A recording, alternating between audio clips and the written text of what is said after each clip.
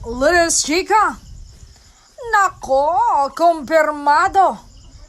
D at B ikakasal na. Couple, sobrang saya at pasasalamat sa lahat ng sumusuporta sa kanila. Kinumpirma ni na D at B sa mga kaibigan na sila ay ikakasal na. Ibinahagi nila ang kanilang pasasalamat sa pamilya, kaibigan at mga tagahanga na patuloy na sumusuporta sa kanilang pagmamahalan. Isang pangako, isang habang buhay.